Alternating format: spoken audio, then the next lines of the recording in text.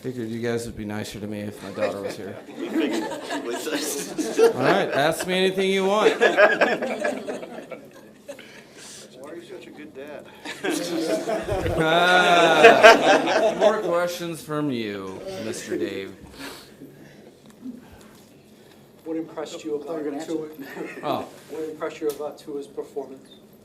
I think it was another game where, you know, he's found a way to improve the way that he plays the position throughout the game. So, in previous years, you know, we've just spent a lot of time talking about the most monumental thing that you have to overcome as a quarterback is playing the position regardless of the ebbs and flows of emotion.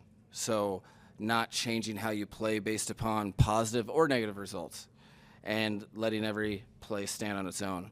And I think, you know, since maybe the Buffalo game on, I think he's really taken a step forward in that direction. So him playing at the level that I think that he has the last couple games was a feat in it of itself, because it's become more of the norm and not the exception. So I think making the plays that he needs to make, understanding the progressions and how to get completions, when to extend plays, came in at halftime frustrated that there was too many hands, as he put it, on a couple of those red zone ops where he almost turned the ball over, and was frustrated with himself, but then moved on. And that's the key for our team is when you have a confident player touching the ball every play that is impervious to the emotions of the game, good or bad. As a collective unit, you can be a problem for people to defend. Getting the opportunities he had and coming through with those opportunities. You know, I think it's one of my favorite things about this game that I'll remember is Waddle has been taking his route running, his release work, the nuances of the receiver position. He's had so much growth over the last month and a half, while also fielding questions left and right, whether it's in the media or even at home, or like, where's the production,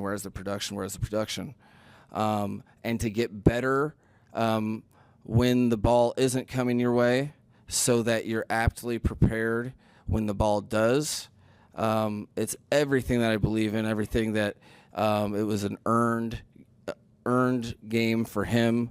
He got the opportunities, and because his mind has been in the right spot where he's been focused on what he can control and not all the other noise, he was able to really make some big-time plays in those moments. So, it's something that I don't think people truly spend the time really putting themselves into receivers' shoes in the National Football League, especially if you're one of the better receivers in the league.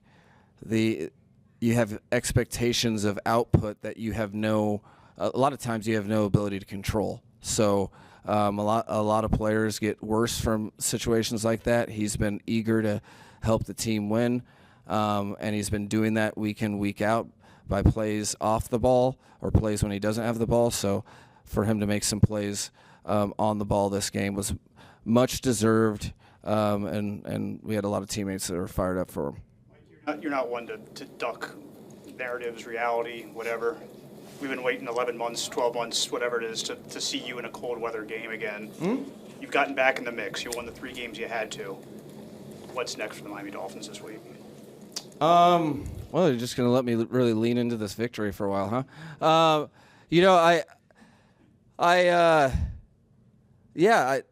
I'm eager for those moments. You know, I think you're just like you're eager to settle the score. If you believe that you're not just a front running team, you have to win when there's some adversity going on. And so instead of just complaining and wallowing in the fact that people say those things, we've been able to win some games with our back against the wall, so to speak. Same thing applies with, I've already told the team, there's two things that will be said until we do something about it. Good teams and cold weather. So, like, it doesn't bother me in any way, shape, or form. We have some plans on how to attack this week. But I relish that opportunity because, there's one way to correct that. And I know there's a locker room full of people that believe, and are eager to set that narrative straight. But there's only one way to do it, and there's only one way you'd want it to be done is you want to go earn that sentiment, or maybe some take back from some people that have strong opinions, or they're going to be right, and it's your choice as a team. So we'll get started on that tomorrow. Tonight will be less Packers and more Barbies, right, Ayla? Barbies. See, she's fired up.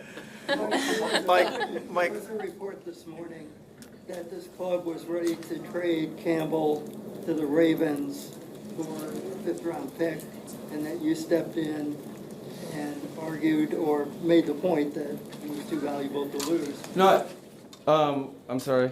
I got really fired up to answer that. I apologize for interrupting.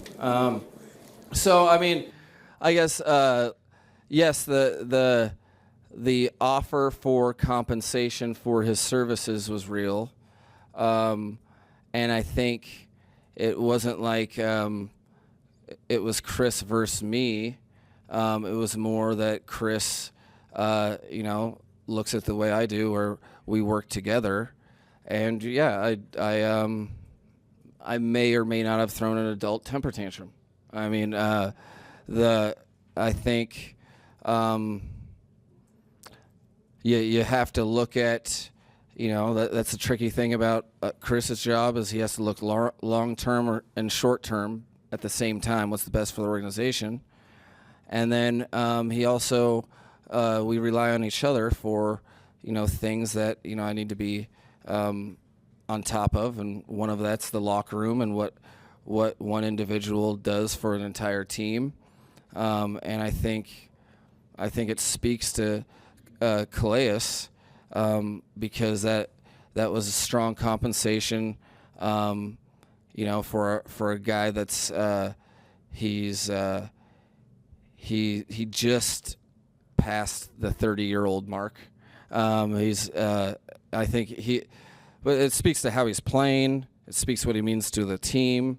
That teams would be willing to do that, and there was some competition for that. But yeah, my job is to speak on behalf of what's the best thing for the 2024 Dolphins, and I'm just fortunate to work in an organization where myself and the GM can be can just be transparent and work together.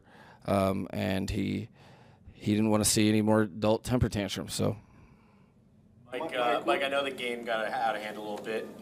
Just curious, your thoughts on watching Drake May today, what you saw from today, but also kind of throughout the season too. No, it was what we kind of had prepared for. I think he made he had ownership of the game even a little bit more than what had shown on tape. He made some plays in similar fashions that he'd made on tape. I think when you're able to be a pocket passer, but then extend plays and make teams pay when you're in man coverage or two man, it's a problem. And as he'll continue to make plays as he gets better and better in the pocket. It's a guy that honestly I'm not really rooting for his development being in the division, but I can appreciate the player, and they have a a very good player to work with at that position. So we'll continue to have to be on our stuff. Mike, you pulled your starters for a series there in the fourth quarter and then put them back in after the fumble 6. What went into the decision to go back to your starters? Well, personally, it's my least favorite good problem to have is multiple score lead in the fourth quarter and trying to figure out the perfect scenario. Had a lot of conversations with players that there's a lot of guys that were resisting coming out, which is a phenomenal thing. That's exactly what you want. And then I won a couple arguments with some of the players, and then the results of when they weren't out there, I quickly backpedaled out of that and allowed them to do what they wanted to do from the jump. So guys wanted to stay out there based upon wanting to finish the game and the amount of emphasis that we've put on not just starting fast, but finishing the way that you start and finishing strong.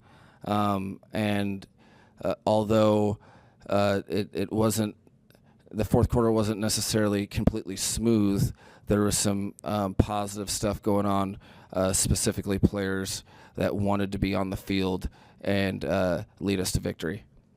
There's obviously a lot of season left, but what did you, if you could look back when you're 2-6, what did you guys do right to get to this point where you're put together a nice stretch? I think starting with the captains and our leadership council in the locker room, guys chose to believe, and that's hard when everyone's telling you the opposite. They chose to believe, they chose to focus on what matters, which is doing their jobs, and they focused on not getting ahead of themselves and taking it one practice at a time, one meeting at a time. I think you can't understate 3-game losing streaks in the National Football League feel like an eternity, and we've had 2 of those this season. So, like I explained to the team when we were 2-6, it is feast or famine basically with the team, because if you can stay together through all that adversity, generally the season has great things in store. Because like life, it's not about avoiding adversity, it's about flourishing within it. And then, or you could lose another game and, you could have issues left and right. And what I've seen is guys that have fought for something they believed in starting April 5th. Well, I think it was April 15th. Yeah, it was tax day. April 15th, 2024. They believed in this team taking a step taking another step from the 2 previous seasons. And it didn't start out the way that we were used to. So you really can't hide. You find out who really believes in what you're doing, who really believes in each other. And, there's nothing more powerful than us against the world. And sometimes fate allows you to be in those situations. So what does that leave us? Our record now is 5-6. And the Packers aren't going to care about our 3-game win streak. The Packers are going to want to make us the team that can't win in the cold or beat good teams. And we'll have an opportunity on Thursday to either prove them right or wrong, as well as everybody else, in front of a bunch of families that are digesting and judgmental. Wow. Man, that's hard. I work incessantly to break, and that is hard. Hard to do. You didn't see it coming, huh? What has Chop's development done for the defense? It's been very timely, I'll tell you that. You know, you hope you have a lot of forecasting in the draft process. You feel strongly based upon all the work and you know, all the talent, but then it comes down to the human being, and that, you know, the NFL season is brutal for rookies. So to see him come on and continue to have a bigger effect on NFL games during the period of time where, like, every other football season he's ever played in his life is ending, it speaks to who he is. It speaks to you know, the entire outside linebacker and edge room.